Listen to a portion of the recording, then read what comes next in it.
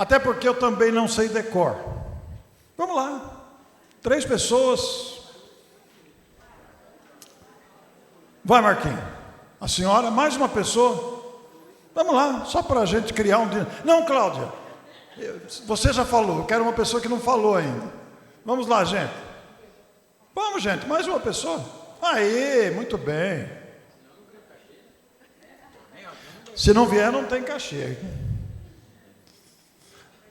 Depois vocês vão ver, vocês vão se arrepender de não terem se oferecido. Muito bem, como é que é seu nome? Rosa. Rosa. Esse assunto, Rosa, te surpreende? Estava conversando agora com a minha colega do lado, Maroísa, que para mim tudo acontece tão assim e eu já vivi na prática. Então não me surpreende. Você já viu situações assim? Já vi situações. Mesmo atualmente, você identifica casos de fascinação dentro e fora do movimento espírita?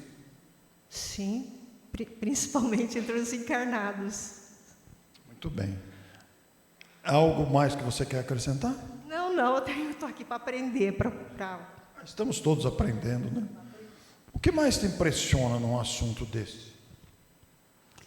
Não imaginei que tivesse tanta quantidade de dados sobre o assunto. Algumas eu já estudei um pouquinho, mas realmente me surpreendeu hoje.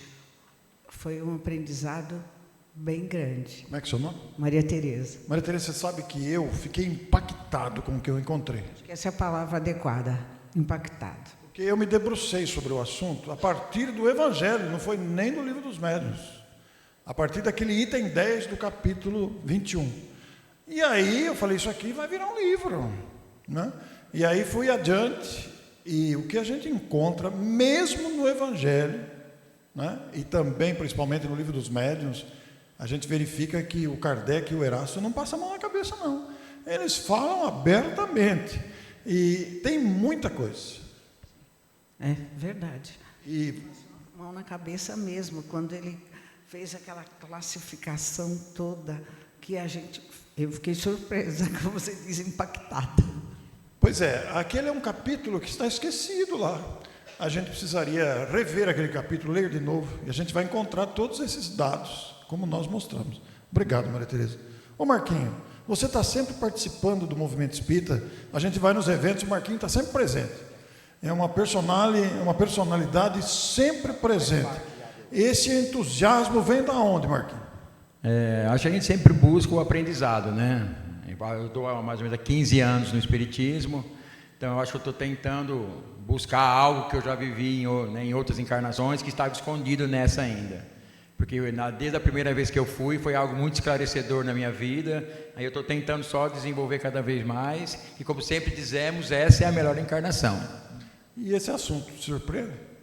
Sempre surpreende, né, Orson? Principalmente quando a gente fala em respeito à falta de vontade, para ser mais bonzinho, né, que as pessoas têm em estudar. As casas espíritas têm 90% dos estudos maravilhosos, e quando você vai ver os participantes da casa que estudam, sempre é uma minoria. Então a gente está batalhando, tentando fazer a leitura, incentivar, mas a gente sabe o quanto é complicado. Muito bem, como vocês se apresentaram como voluntários, vocês vão ganhar um exemplar da Revista Internacional do Espiritismo. Está vendo? Vocês não quiseram se oferecer? Como diz, está com medo, vai com medo mesmo. Está com medo, vai com medo mesmo. Obrigado. Obrigado.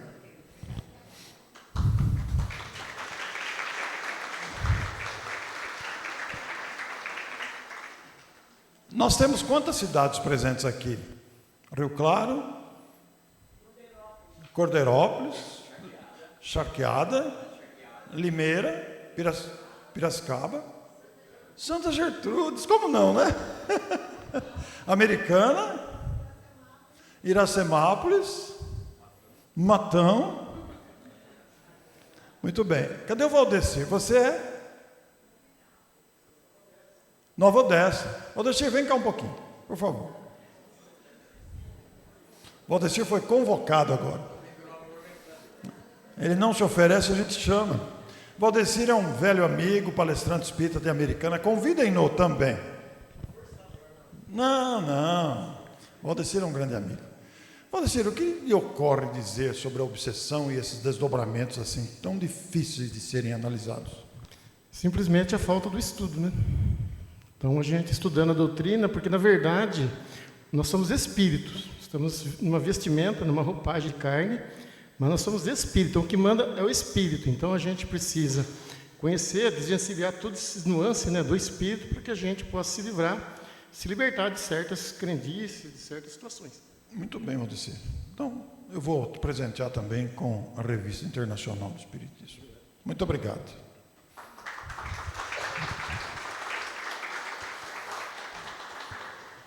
Voltamos com a frase do Emmanuel, né? Mediunidade de Sintonia, como disse a Maroísa agora de pouco, é um livrinho pequeno. Está cheio de pérola escondida lá. Para servir a Jesus, que é o que nós desejamos. O médium, vamos lembrar aqui que todos nós somos mais ou menos médiums, precisa afeiçoar-se à instrução, ao conhecimento, ao preparo e à sua melhoria, de modo a ser filtro de luz, paz e elevação. Muito bem. Acho que acabou a pilha aqui, viu, Vanessa? Não está virando aqui o nosso... Dá uma olhadinha.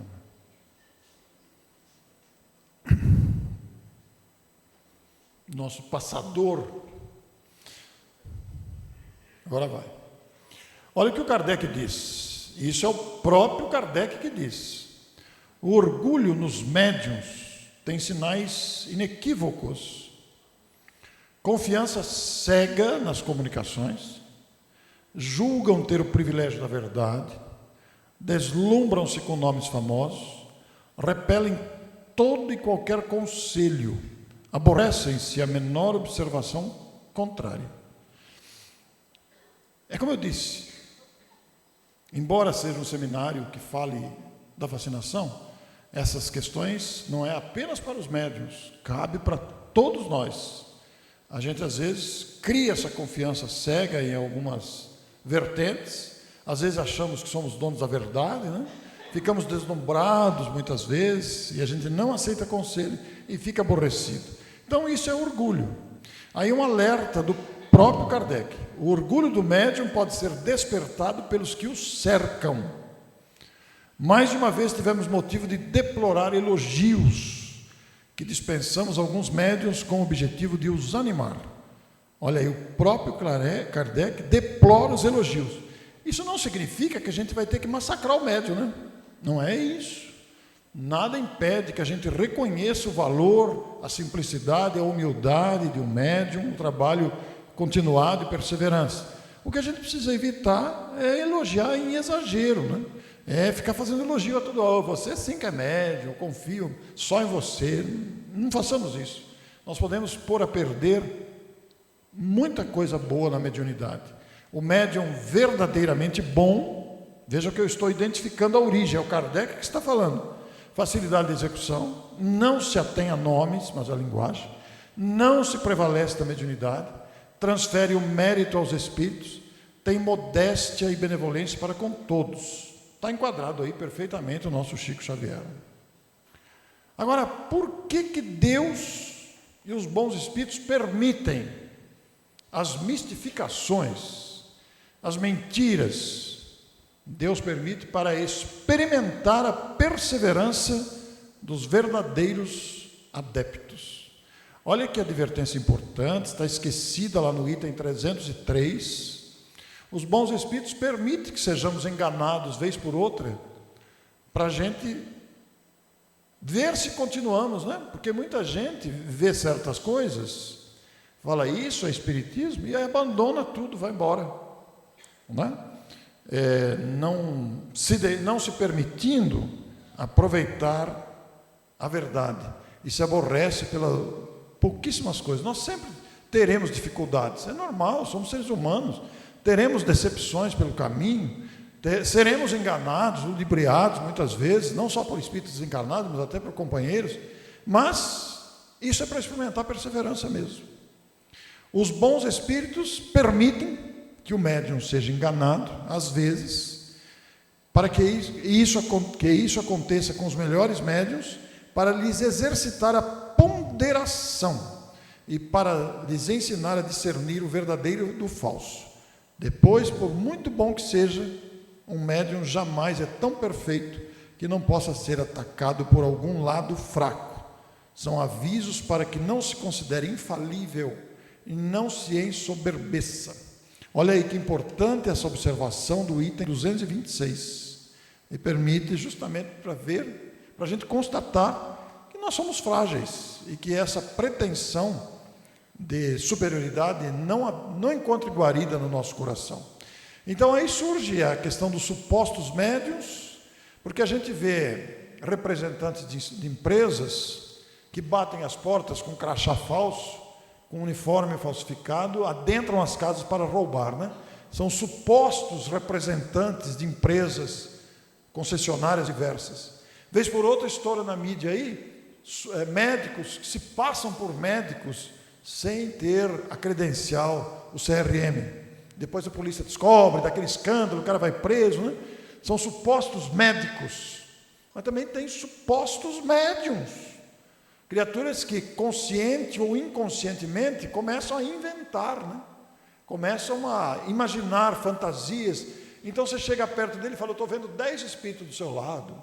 Nossa, você está acompanhado por uma entidade luminosa, né? Precisa tomar cuidado com isso, né?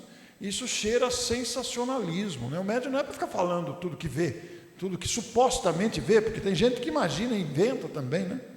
Então são supostos médiuns, ou pseudos mentores, como dissemos, espíritos que se apresentam e como se fossem mascarados, nós não estamos vendo eles, né? Usam linguagem bonita.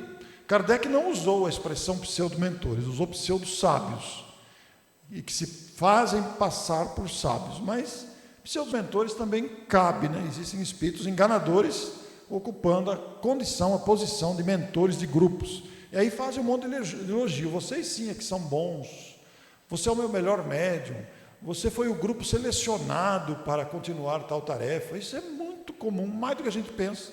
Então o cara fica, nossa, ele levita, porque o Espírito fala e ele acredita, pior é isso. Olha o que está no item 306. Médiuns interesseiros. Não são unicamente aqueles que poderiam exigir uma retribuição. Não se traduz sempre pela esperança de um ganho material. Existem médiuns que querem explorar financeiramente a mediunidade, querem ganhar. Mas existem outros tipos de explorações, né? Inclusive a sexual. Nós temos o exemplo no Brasil de um famoso médium que não era espírita, que está preso, inclusive, porque cedeu a essa tentação, né, de exploração sexual. Há também uma intenção ambiciosa de toda a natureza apoiada em esperanças pessoais.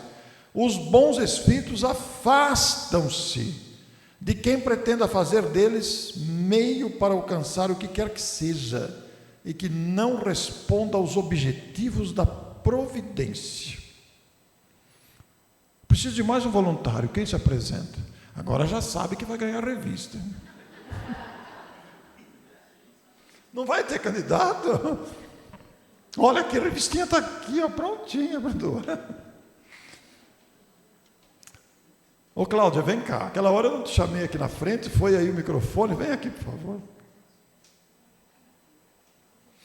Ô Cláudia, neste item 306 do Livro dos Médiuns, tem uma expressão muito bonita aqui embaixo: os objetivos da providência.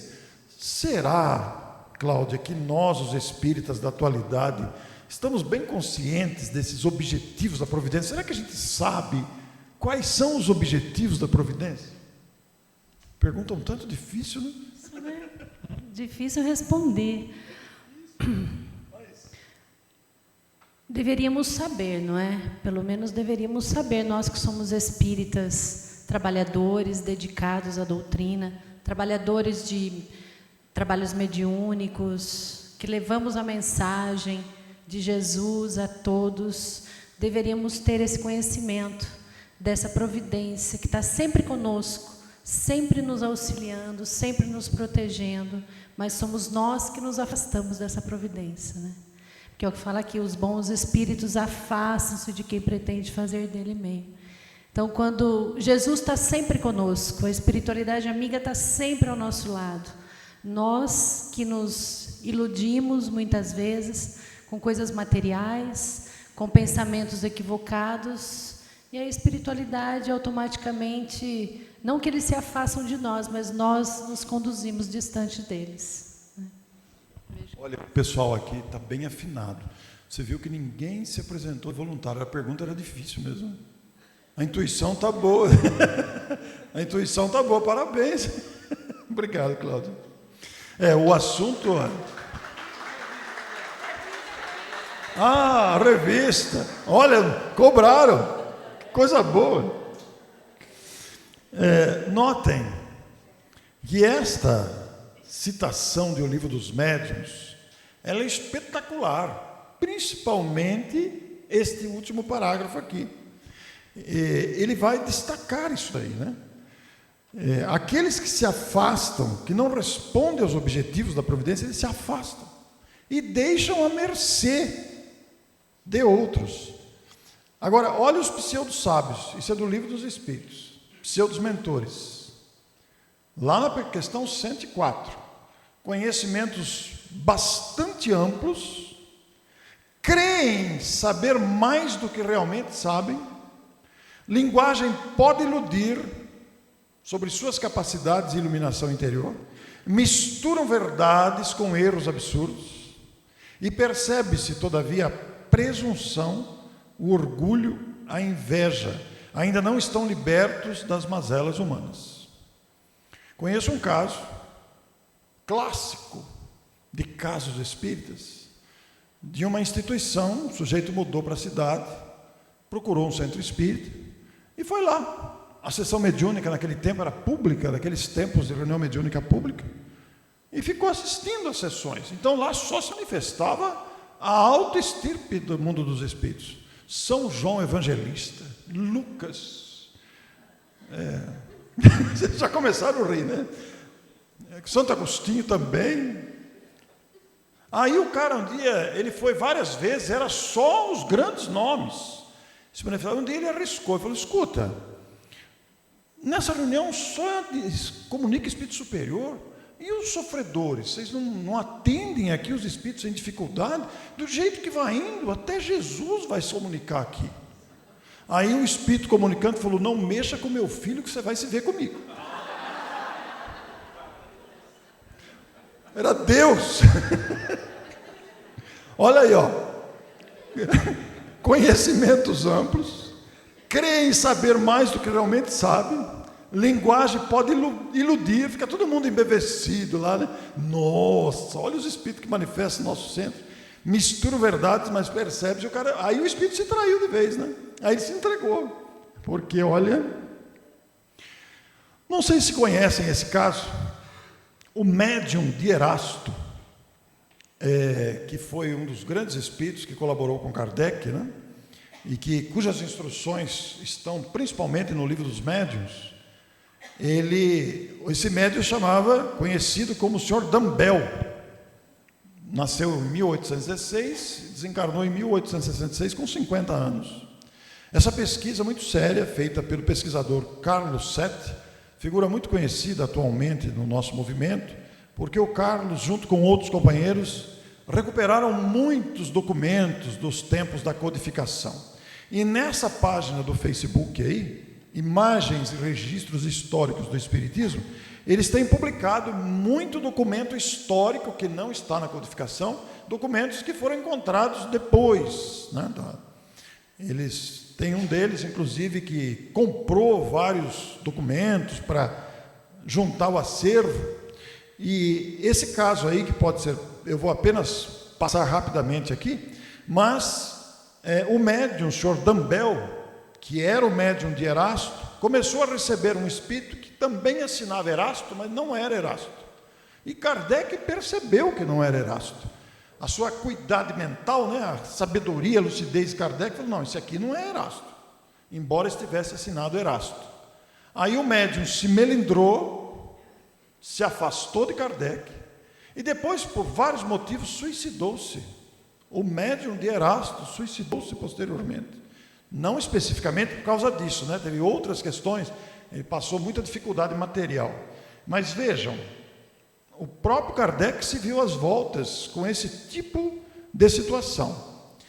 Convide, pois, já no Evangelho aqui, convide, pois, comigo, em que todas as vezes que um espírito indica coisas utópicas e impraticáveis, medidas pueris e ridículas, não pode ser senão um espírito ignorante e mentiroso. Alguém aqui na plateia tem um caso ridículo para contar? De conhecimento? Por favor, vem aqui. Luciano.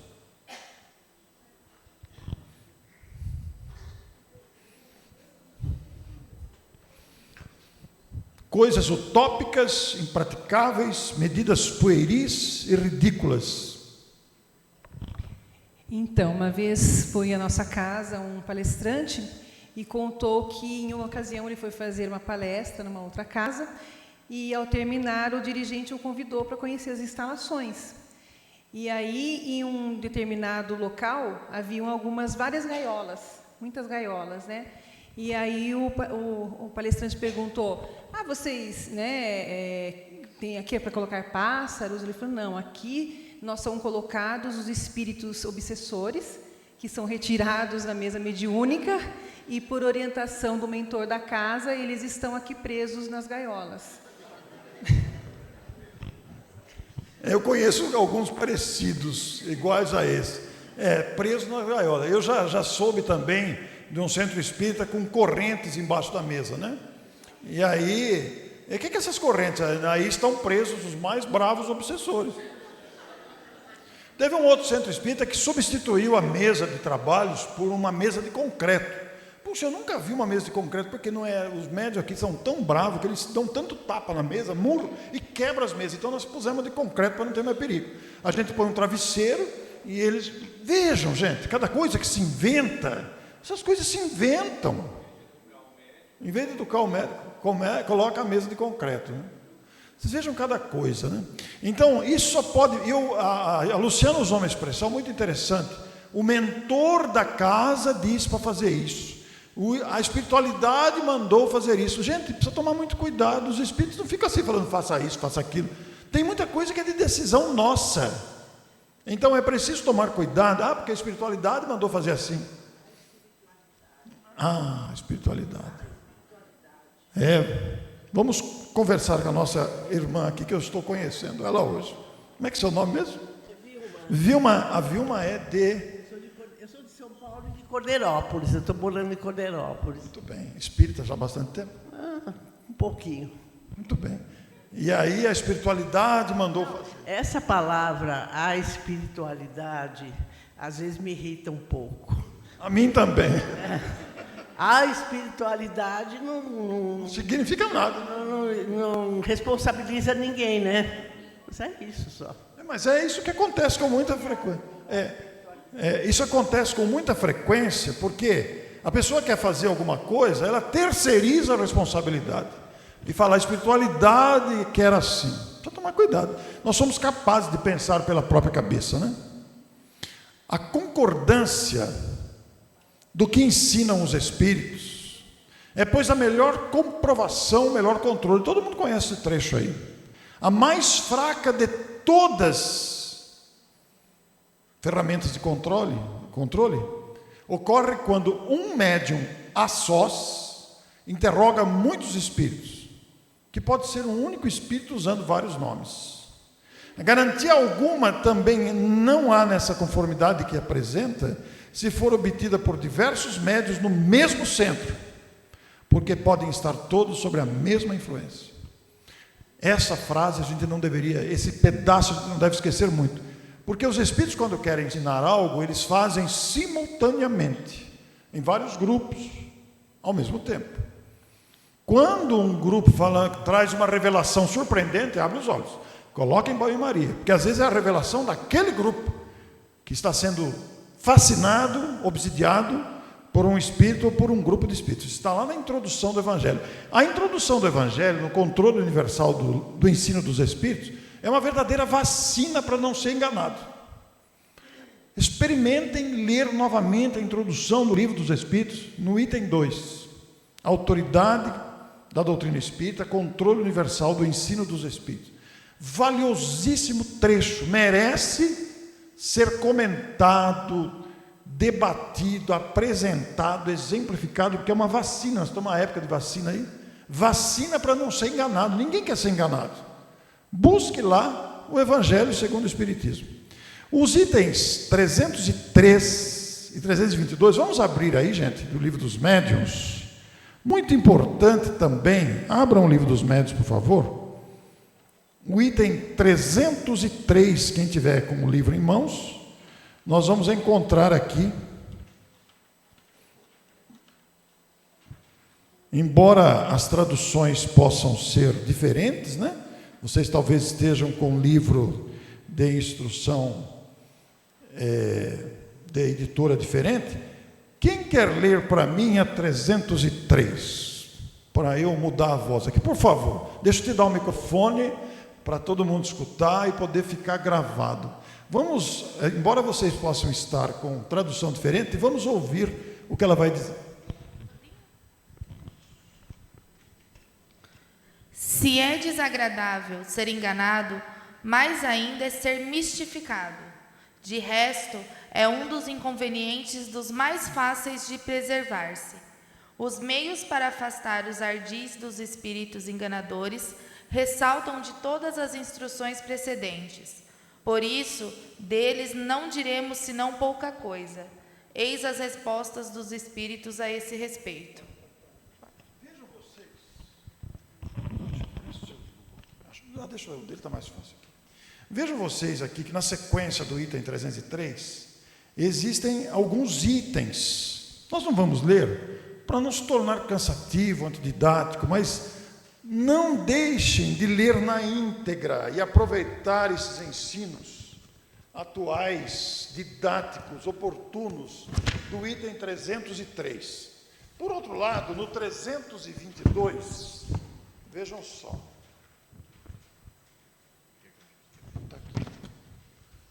Lê para mim o item 322, ele é bem curtinho, lê o parágrafo inteiro. No capítulo dos médiuns especiais, mencionamos, segundo os espíritos, as aptidões mediúnicas comuns e as que são raras. Convém, pois, desconfiar dos médiuns que pretendam ter essas últimas muito facilmente, ou que ambicionem a multiplicidade de faculdades, pretensão que não é senão bem raramente justificada. Vocês se lembravam disso? Eu não me lembrava mais disso. Mas vejam, existem dois tipos de mediunidade. As mais raras, né? E as mais comuns, como está dizendo aí no item 322. E ele recomenda desconfiar daqueles médiuns que dizem ter uma multidão de faculdades. Olha que coisa interessante. João, você lembrava disso? Você vê, está num parágrafo curtinho, eu também não me lembrava. Eu, quando achei isso aqui, eu fiquei também surpreendido, né? Porque o que a gente percebe? Está tudo escrito. Está tudo escrito para nós. As distorções e os erros que vamos nos permitindo é porque a gente esquece de estudar. Cumpre, pois, desconfiar dos médiuns que pretendam possuir todas essas últimas com facilidade, ou que ambicione dispor de múltiplas faculdades, pretensão que só muito raramente se justifica. O próprio Kardec está recomendando desconfiar. Veja a prudência desse Kardec, né? Quer dizer, ele nos orientou, a gente faz coisa errada e se deixa levar, a culpa é nossa, não é dele. Está tudo colocado. E olha aquela muito conhecida do item 230. Certos espíritos hipócritas insinuam com habilidade, com uma perfídia calculada, fatos controvertidos, asserções mentirosas, a fim de enganar a boa-fé dos seus ouvintes. Deve-se, pois, podar sem impiedade.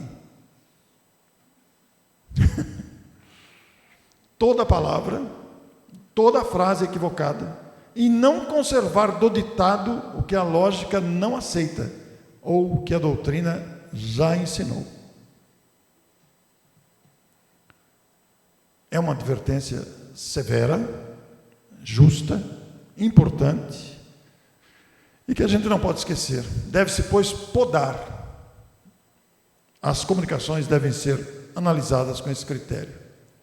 E aqui, a famosa frase de Erasto, né? Desde que uma opinião nova se apresenta, por pouco que vos pareça duvidosa, passai pelo crivo da razão e da lógica. O que a razão e o bom senso reprovam, rejeitai ousadamente. Vale mais repetir 10 verdades do que admitir uma só mentira.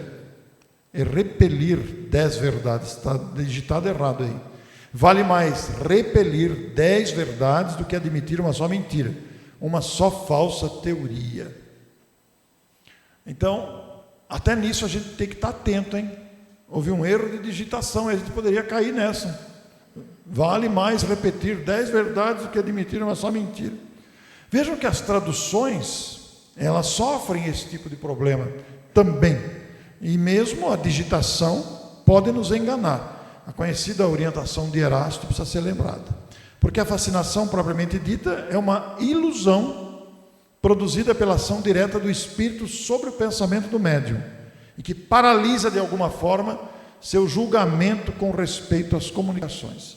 Então o espírito envolve o médium e começa a dizer para ele: você é muito importante, você é melhor que os outros, só você é capaz de receber tais comunicações. E o médium pode cair nessa. Isso paralisa o seu julgamento. O médium não acredita que estejam enganando. O espírito tem a arte de lhe inspirar confiança cega, que o impede de ver o embuste e de compreender o absurdo do que escreve, ainda quando esse absurdo salta aos olhos de toda a gente. A ilusão pode mesmo ir até o ponto de o fazer achar sublime a linguagem mais ridícula. Vocês vejam quanto material a gente tem para discutir. Eu fiz uma seleção, claro, o assunto não se esgota de jeito nenhum. É um assunto permanente, constante, e dá para fazer vários congressos com esses itens, porque aí está o detalhe, né? O médium não acredita. E Kardec perguntou a um espírito enganador por que ele fazia isso. E ele disse: eu procurava um homem que pudesse conduzir, encontrei-o e aqui fico. E Kardec acrescenta: quando se reconhece a inutilidade de toda tentativa para descerrar os olhos do fascinado, o que há de melhor a fazer é deixá-lo com as suas ilusões. Não se pode curar o enfermo que se obstina em conservar seu mal e nele se compraz. O próprio Kardec vai nos orientar nesse sentido. Normalmente, quando a gente tenta abrir os olhos de alguém que está fascinado, como disse a Maruísa, ele não aceita. Ele considera que está perseguido, que ninguém gosta dele. É o orgulho que faz isso.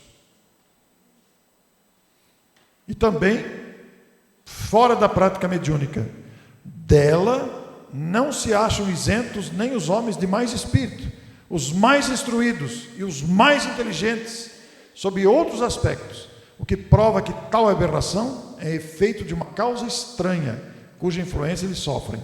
Graças à ilusão que dela decorre a fascinação, o espírito conduz o indivíduo de quem ele chegou a apoderar-se como faria com um cego, e pode levá-lo a aceitar as doutrinas mais estranhas, as teorias mais falsas, como se fossem a única expressão da verdade. Ainda mais pode levá-lo a situações ridículas, comprometedoras e até perigosas. Quando o espírito mandou colocar gaiola no centro para prender os espíritos obsessores, vejam, a pessoa não é capaz de discernir que isso é ridículo, que isso é absolutamente algo fora de propósito. Então a gente não precisa ser rude com um espírito que dá uma instrução dessa, ele tem que ser firme apenas. Certa vez um espírito me disse: a partir da próxima semana vocês deverão vir todos de branco. Eu falei: por quê? Ele falou: porque vocês estarão mais puros. Eu falei: mas não é a cor da roupa que dá pureza, é o sentimento, sem agressividade, mas nós podemos Ser firmes com o Espírito. Aí ele tentou de novo, então vocês venham descalços, deixa o sapato para fora. Eu falei, por quê? Porque se você entrar com o sapato, vai entrar os maus fluidos junto. Eu falei, não, com o sapato entra apenas as bactérias, não são os fluidos. Então é preciso firmeza, a gente tem que pensar, não é porque vem de um Espírito que tem lógica, que tem cabimento, que tem...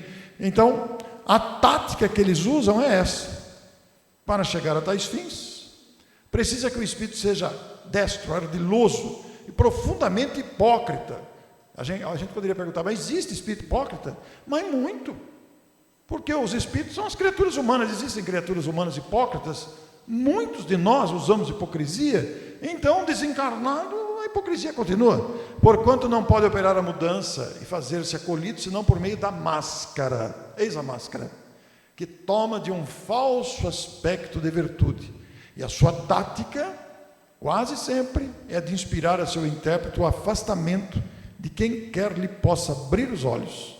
Por esse meio, evitando toda contradição, fica certo de ter razão sempre. Alguém tem um caso de fascinação para contar aqui? Sem identificação de pessoas, é claro. Alguém lembra de um caso que gostaria de contar? Não? Então vamos seguir, estamos quase acabando. Então como é que a gente faz? Afinal, o Erasto vai dizer que esses espíritos enganadores estão em maior número entre os desencarnados do que os encarnados. A gente pode deduzir, então, que existe mais mentiroso do lado de lá do que do lado de cá. Isso por uma razão muito simples. Existe muito mais desencarnado do que encarnado. Então tem mais espírito mentiroso e safado do lado de lá do que do lado de cá. Semeiam a desunião, lançam sistemas absurdos que são aceitos.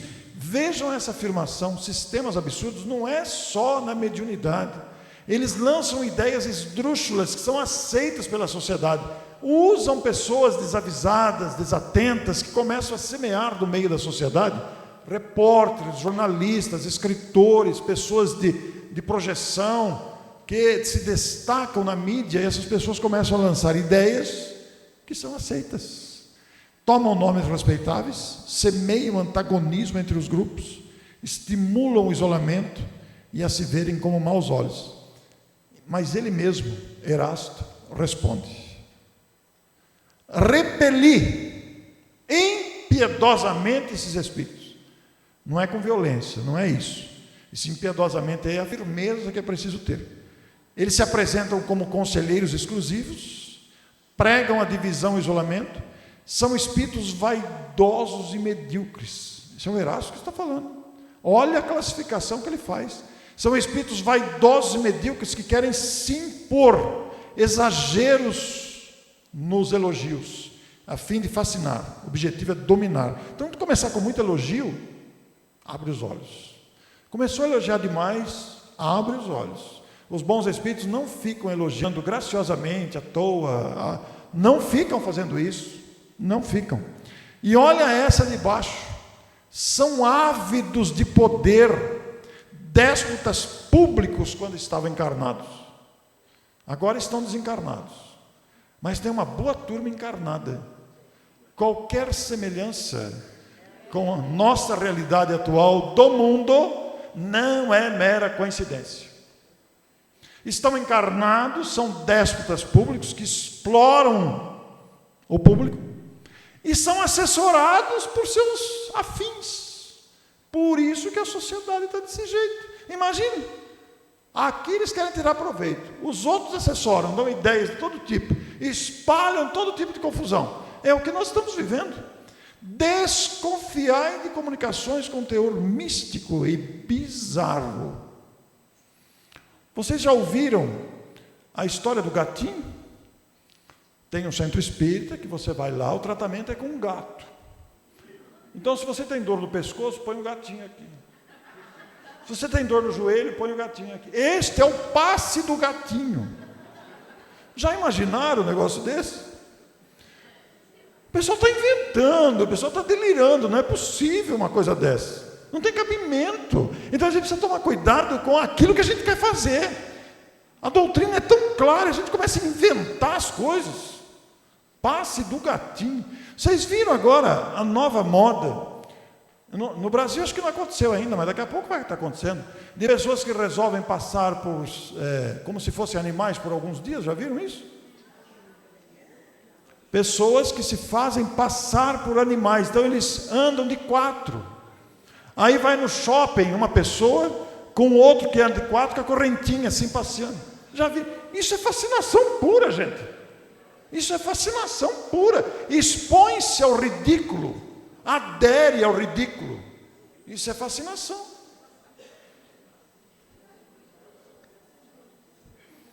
São as imperfeições morais que dão ensejo aos espíritos obsessores. E o meio mais seguro de se livrar deles é atrair os bons pela prática do bem. Está aí a resposta, a solução. E aqui, buscando o capítulo 7 do Evangelho segundo o Espiritismo, os homens de ciência e de espírito, segundo o mundo, têm geralmente tão alta consideração de si mesmos e de sua, podemos acrescentar aí, suposta superioridade, que olham as coisas divinas como indignas de sua atenção. Seus olhares, concentrados sobre sua pessoa, não podem se elevar até Deus. Quantos de nossos irmãos não estão iludidos a esse ponto? Homens de ciência, homens de projeção, o orgulho exacerbado, que se consideram destacados na sociedade e se acham os mais importantes. Essas criaturas desencarnadas continuarão com esse orgulho até que a vida ensine a adentrarem os caminhos da humildade. Bem-aventurados os pobres de espírito, né? Os humildes. A humildade é aqui citada há pouco. A causa da obsessão, a obsessão é via de mútua sintonia. Se um sugere, avança e domina porque houve concordância. Houvesse reflexão, haveria resistência, impedindo avanços.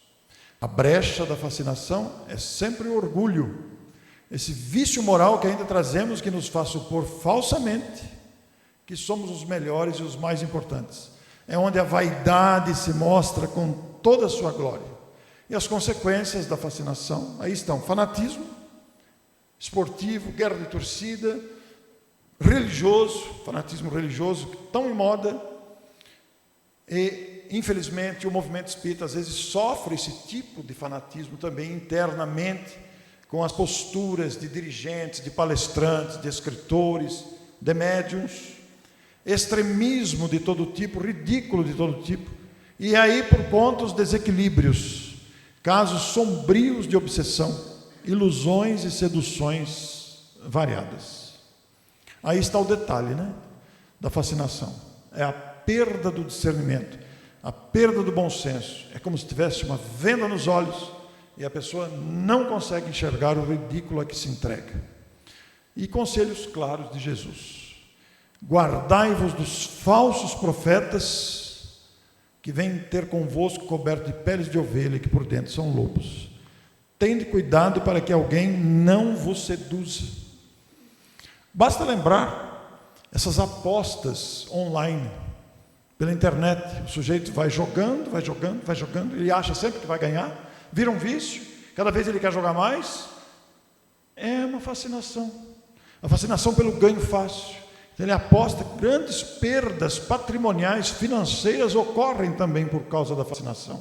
A ambição desmedida faz isso. Tende cuidado para que alguém não vos seduza. Consagrar-se em paz ao serviço incessante é a fórmula ideal para libertar-se de todas as algemas. O nosso Emmanuel no Pensamento e Vida. A renovação da companhia espiritual inferior, a que te ajustas, depende de tua própria renovação. Seara dos Médiuns.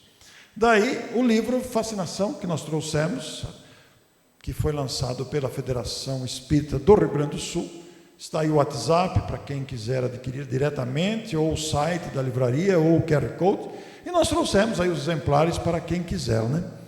Trouxemos também o nosso Wallace Leal, cujo centenário vamos comemorar agora, dia 11 de dezembro. O Wallace foi escritor, tradutor, editor, dominava 6 idiomas, sem ter feito curso nenhum de idioma e sem nunca ter saído do Brasil. E o nosso Wallace tinha memória integral da vida passada. Na vida passada ele foi uma grande escritora francesa, que casou-se com um embaixador sueco na França. E ela, como embaixatriz, conviveu nos altos círculos culturais do país, de Paris, de sua época. Era anfitriã de Pestalozzi. Conviveu com Napoleão Bonaparte, com Benjamin Constant, de quem era amiga. E renascido no Brasil como homem, o que lhe custou muito sofrimento, porque sofreu muito sentindo-se mulher num corpo de homem, e ao mesmo tempo enfrentando preconceito. Imagine há 70 anos atrás, a própria família lhe fez sofrer muito, mas mesmo assim ele não abriu mão do trabalho a ser executado, né? E o centenário dele disponibilizou um documentário, disponibilizou uma minissérie, estão disponíveis no canal do Instituto Caibar Schutel, e não deixe de ver, vocês vão se emocionar bastante. E esse livro não é um livro biográfico, ele é um livro onde eu comento os prefácios preciosos de Wallace. E o Wallace é um contrapeso, é o outro extremo da fascinação, porque o Wallace incentivava a cultura, incentivava as boas ideias, as boas inspirações, principalmente com o seu exemplo de bondade. Era um homem extremamente bondoso. E esse livro faz parte das comemorações aí. O Wallace, que atuou na Revista Internacional do Espiritismo. E o outro é o alfinetado e as rupturas. São as cutucadas que nós damos uns nos outros. Muito bem. Alguma pergunta? Vamos passar aí alguns minutos para as perguntas. Quem vai fazer a primeira pergunta? Vamos lá. Como é que você vê a disseminação dessa fascinação através das redes sociais hoje? Uma coisa é dentro do centro espírita, né? A outra é o que a gente está sofrendo dentro de casa, com as crianças, com todo mundo. A sua pergunta é muito oportuna. Nós vivemos um momento muito complexo da história, né? E a manipulação e o uso das redes sociais com esta finalidade tão marcante aí, com esta vertente que deturpa tantas coisas, não só o conhecimento espírita, facilitando a fascinação em vários segmentos, é fruto da imaturidade humana, né? Nós vamos aprendendo com essas situações, porque é fruto mesmo da imaturidade. Então, nós que nos consideramos com mais discernimento, temos que divulgar as coisas boas para fazer um contraponto a essa enxurrada de coisas erradas. A gente vê, na verdade, como um processo de amadurecimento, porque é através de tudo isso que nós vamos aprendendo a lidar com as questões variadas aí da evolução humana. Não é fácil, porque as crianças hoje são já viciadas nos celulares, né? Os evangelizadores hoje têm um desafio tremendo, porque as crianças não aceitam mais ficar fazendo desenho, não querem mais ouvir histórias, elas querem ficar no celular. Então, eu penso que isso vai provocar o aparecimento de ferramentas, de recursos e pedagógicos que vão substituir para que a rede social também seja moralizada, né? Quem mais? Não tem mais pergunta?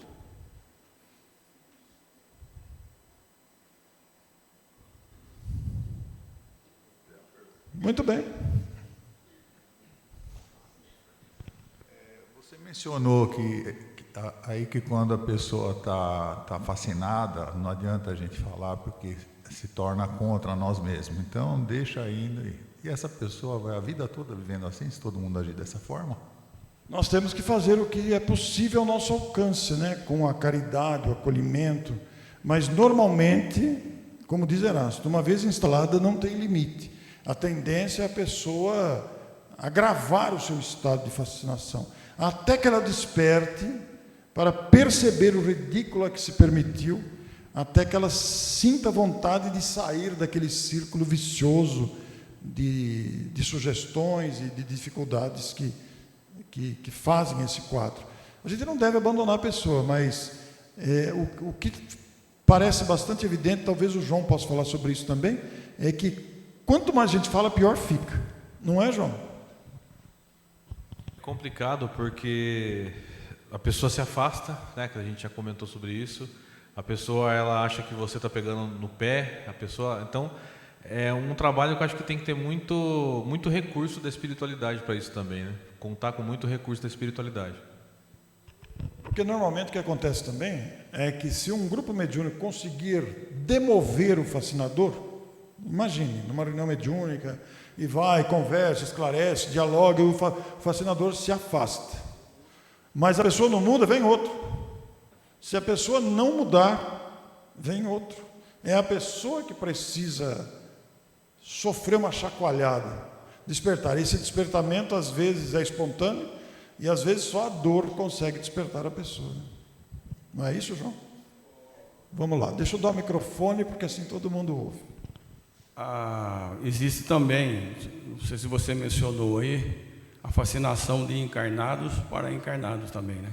Foi muito bom você lembrar disso, porque eu não citei realmente, fazia parte citar, porque existe a fascinação. Normalmente a gente fala de espírito para encarnado, mas existe a fascinação entre os espíritos e existe a fascinação daqui para lá também, ou obsessão, né? Morre um ente querido e aquele que ficou falou: como é que você foi me abandonar? Eu fiquei sozinho aqui, eu não me conformo, e chora, e faz drama. A gente reconhece que é difícil, mas aí o desencarnado não consegue se libertar do desespero daquele que foi encarnado, e vira uma obsessão daqui para lá. Agora, entre encarnados, são todos esses assédios que a gente vê tão em moda atualmente. Todo tipo de assédio insistente é um processo de fascinação. Entre encarnados. Veja o feminicídio, que foi citado aqui, é um exemplo, né? A fascinação de chantagem emocional, fascinação profissional, né? E por aí vai. Uma pergunta. Primeiro, eu te contar rapidamente a história para poder perguntar.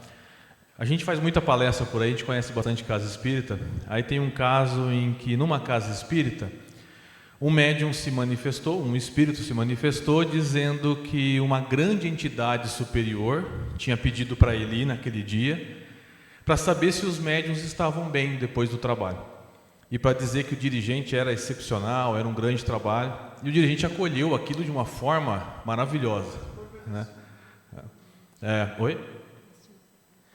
Que eles foram agradecer, porque inclusive esse dirigente era um grande trabalhador, que fazia um trabalho com eles à noite em desdobramento. Era uma coisa assim, o dirigente acatou aquilo, né? A pergunta é: o que fazer no caso de dirigentes, né? Não apenas o médium, mas dirigentes, o que fazer? E isso é mais comum do que a gente imagina. A gente falou aqui de fascinação envolvendo os médiums, mas existe muito dirigente fascinado, existe palestrante fascinado, né, João? A gente precisa tomar cuidado, né? Existem escritores fascinados. Então, quando existe um dirigente fascinado, eu vou contar aqui, particularmente, na instituição que me vinculei, meu pai faleceu, a minha mãe se tornou, ela estava de vice-presidente e se tornou presidente. E minha mãe foi um caso característico de uma dirigente fascinada, que não aceitava a substituição através de outras pessoas que iam gradativamente assumindo a instituição, lá da minha cidade natal. Nós fizemos o impeachment da minha mãe. Foi um processo muito doloroso, mas foi necessário fazer, porque ela passou os pés pelas mãos. É minha mãe, mas eu tenho que dizer isso, porque ela viveu um processo obsessivo grave e foi muito doloroso, realmente foi, mas foi necessário fazer, porque a instituição começou a se comprometer pelo comportamento. Depois ela reconheceu isso, etc. E tal. O impeachment é uma medida que às vezes é necessária.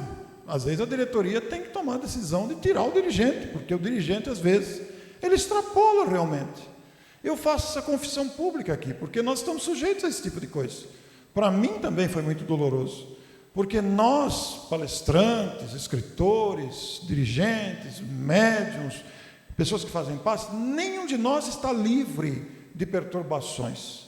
Eu estou aqui falando para vocês, mas eu vivo períodos de imensa perturbação também. Claro que sim, ué. Sou uma pessoa falível como qualquer outra. A gente aprende a administrar a perturbação que nos acomete. A gente vai aprendendo, mas ninguém está livre. Quantas vezes, como palestrante, vem na cabeça, mas você precisa preparar de novo esse tema? Esse tema você já conhece. Você vai ter que estudar de novo. Essa palestra você já fez 10 vezes. Vai precisar estudar de novo? Isso são pensamentos que vêm comumente na cabeça. E não só esse, né, João? Quantas outras fraquezas todos nós temos como pessoas humanas e que transparecem. O fato de estar falando aqui na frente não significa nada. Nós somos apenas... perdemos a vergonha de falar em público, digamos. É a única coisa, sem vergonha de falar em público. São as pessoas comuns, normais, falíveis, que levam a cabeçada, que tropeça, que cai, que tem momentos infelizes. Eu digo isso principalmente pensando nos novatos, que vêm os palestrantes, dirigentes da casa espírita, e às vezes julgam, nossa, aquele sim, né? Nossa, como ele sabe, aquele cara sim. Gente, somos humanos, não vamos esquecer essa condição. Não vamos esquecer, o fato de sermos espíritas e ocuparmos um cargo, não significa nada.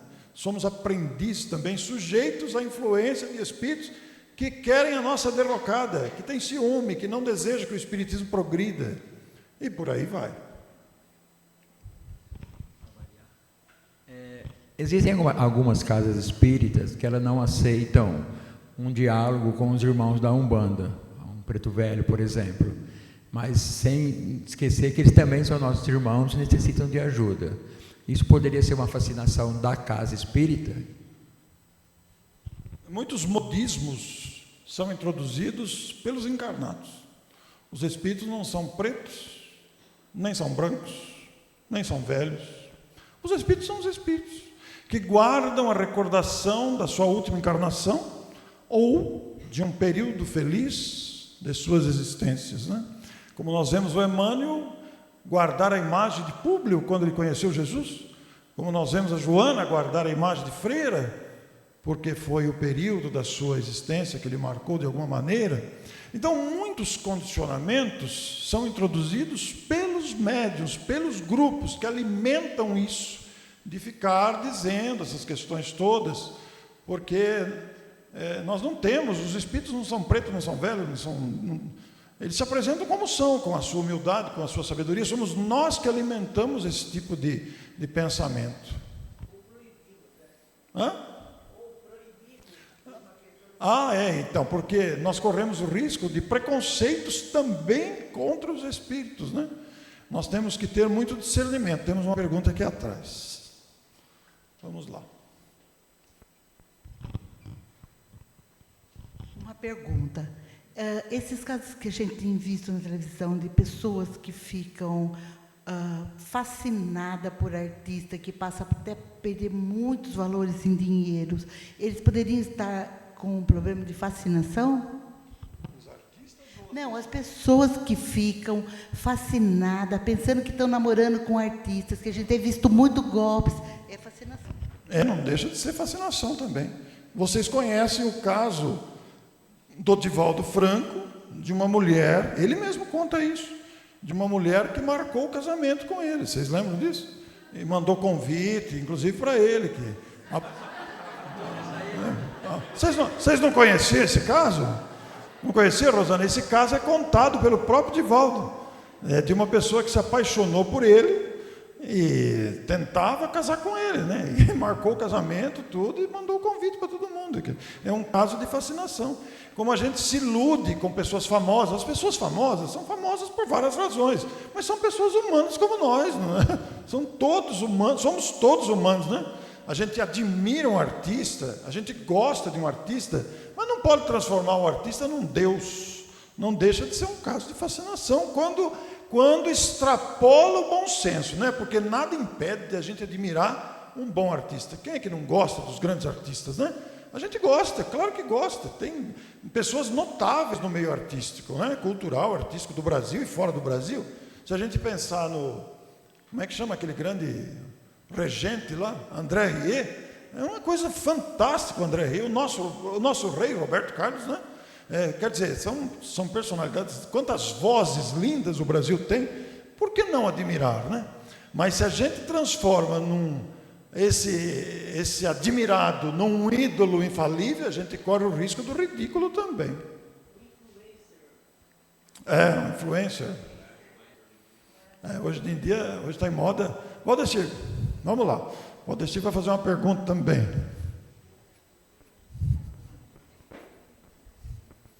Puxa, tem bastante gente aqui atrás, hein?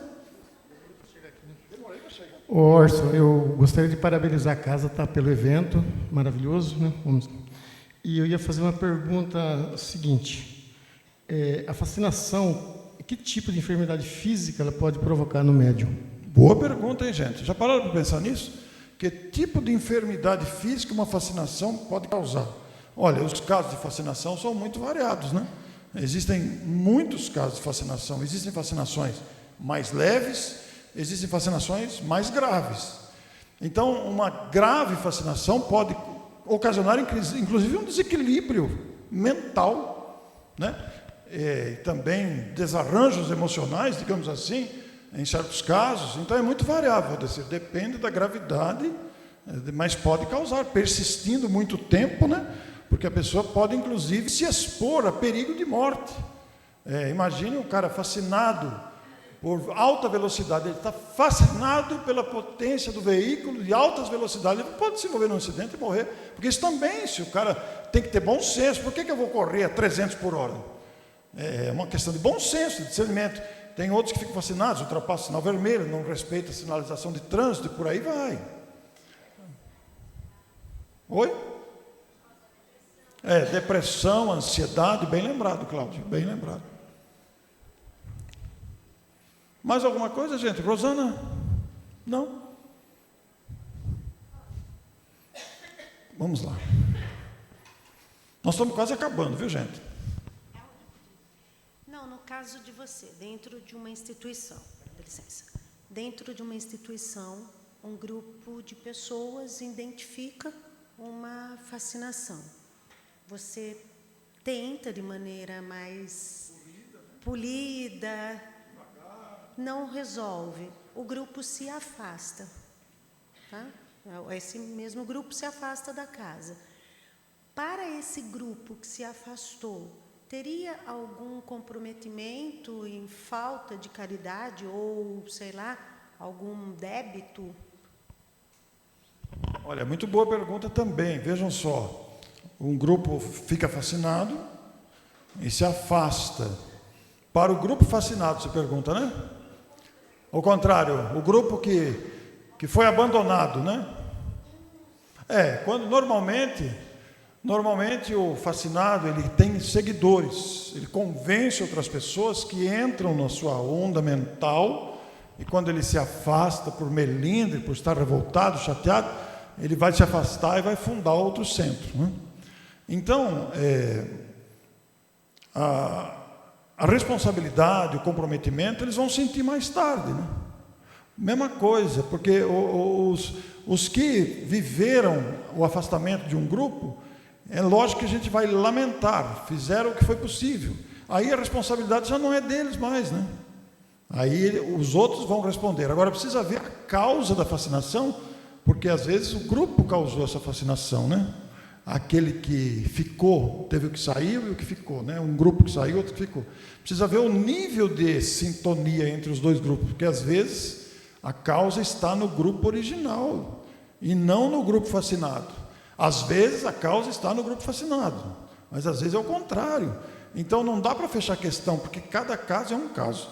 Aliás, você abre uma perspectiva aqui muito boa.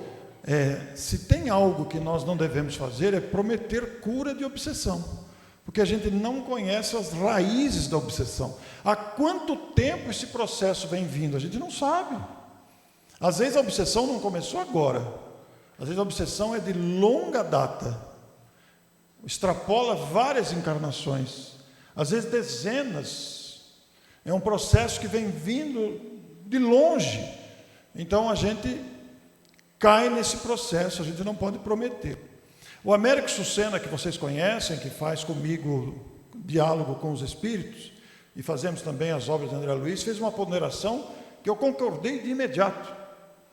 Ele disse esses dias que quando a gente coloca reunião de cura ou tratamento de cura, nós estamos afirmando que aquele centro faz cura, que aquela reunião promove cura.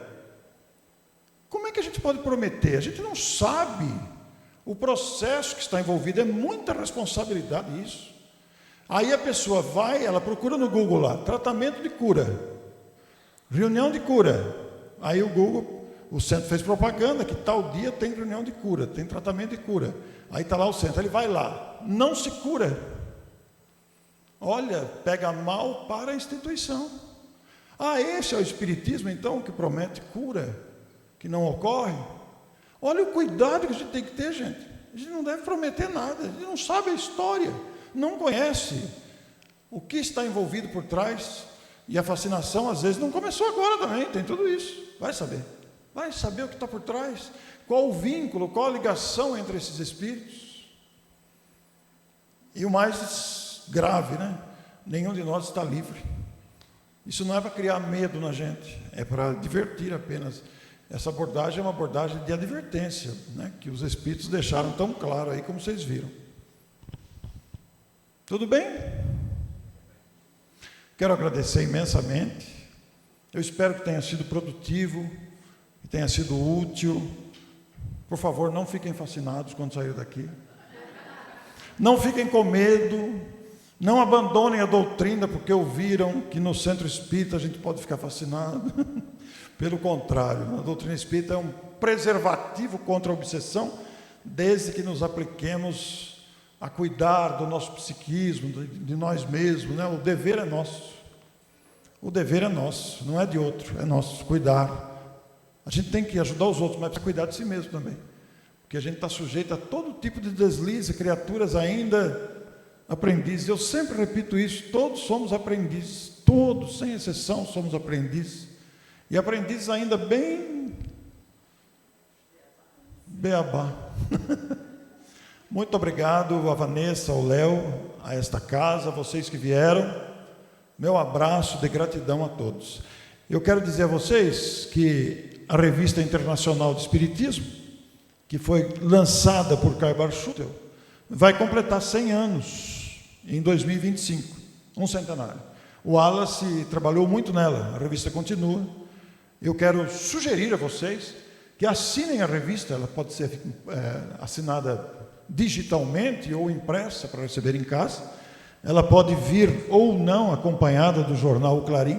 Por que eu estou dizendo isso? Agora no centenário, nós vamos ter vários autores que vão resgatar essa história, entre eles o Luciano Klein, que é o maior historiador vivo espírita da atualidade. E o Luciano vai fazer um artigo por mês, resgatando esse centenário, desde Karl Schutel, né, até os dias atuais, falando da importância da revista. Nós temos agora articulistas como Hugo, eu não lembro o sobrenome dele, ele é de Pouso Alegre, que ele também é um pesquisador sobre as origens do cristianismo. Então, quem quiser assinar a revista, poderá fazê-lo no site. Se quiser fazer comigo, eu tenho aqui a papeleta, vocês preenchem, não precisa pagar nada agora, vem o boleto depois, mas a gente quer solicitar, os que quiserem, é claro, porque esse trabalho de Karl Schutel, que iniciou lá com o seu sacrifício, né, intenso, nós temos o exemplo de João Leão Pita, que durante 20 anos, o grande Pita, durante 20 anos viajou pelo Brasil coletando assinaturas para divulgar o trabalho de Karl Schutel. Karl Schutel já havia desencarnado, né? E o João Leão Pita fez esse trabalho intenso de divulgação, onde o Wallace colocou toda a sua inteligência também. Então, o meu abraço de gratidão a vocês, um Feliz Natal para todos, estejamos juntos, porque a doutrina espírita é um tesouro aos nossos corações. E vou dizer aqui a frase que eu sempre digo: prossigam!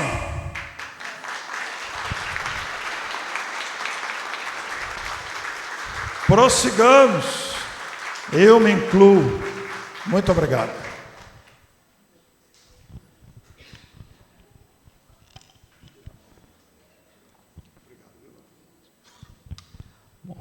Pessoal, obrigado Orson, obrigado a todos que vieram, pela confiança, pelo carinho. Nós temos uma atenção grandiosa à doutrina e poder trazer temas doutrinários que nos convida ao estudo, a aprofundar, isso enche o nosso coração. Ver essa casa cheia hoje, num tema como esse, no início nós pensamos, será que nós teremos público, para um tema como esse, que dedica estudo? Fascinação que começa muitas vezes da falta do estudo, nas casas espíritas. Então, uma alegria muito grande. Então, obrigado pela presença de todos, ao Orson mais uma vez. Eu não vou fazer outra palestra, mas eu preciso falar algo, me perdoe. Peguem o livro dos médiuns, por favor. É coisa rápida, rapidinho. É rapidinho, prometo. Passeiem pelo índice. Passeiem. Façam isso. Vão ao índice, e aqui na segunda parte, principalmente a partir do capítulo 14, dos médiuns escreventes, dos médiuns especiais, da formação dos médiuns, dos inconvenientes e perigos da mediunidade, do papel dos médiuns, da influência moral do médium, da influência do meio, da identidade dos espíritos, das evocações, das perguntas que se podem fazer aos espíritos. Explorem isso, explorem, tem preciosidades aí. Pois é um assunto polêmico, que muita gente está inventando, coisa aí. O Orson vem ano que vem fazer um seminário sobre mediunidade dos animais, então. Bom, para o próximo ano nós teremos diversos seminários também, alguns com apoio da USE. Nós temos já em janeiro um seminário de dialogador, depois nós temos em abril sobre expositor espírita, em junho nós teremos sobre a revista espírita, em outubro nós teremos o primeiro encontro anual Allan Kardec aqui no Luz e Caridade, comemorando 160 anos do livro Céu e Inferno. Então gostaria de deixar todos convidados, terão outras atividades também, todas divulgadas na rede social. E eu queria abrir um convite. No dia 21 de dezembro, às 7 horas, nós faremos a vibração de Natal, é a última reunião que a casa vai ter, depois nós paramos e retornamos somente na semana depois do Ano Novo. Nós nos inscrevemos com os escolhidos, no The Chosen, e conseguimos então a liberação desse episódio inédito que vai ter, algumas instituições foram contempladas, e eu convido vocês a estarem conosco para podermos assistir, podermos vibrar, lembrar de Jesus e depois confraternizarmos juntos, tá bom? E queria convidar aqueles que quiserem ficar, que possamos voltar mais um pouquinho lá, ficarmos juntos, comermos de novo mais uma vez e batermos um papo, tá bom? Para comprar o livro pode vir aqui, tá bom? Muita paz, muita luz, obrigado mais uma vez, fiquem com Deus.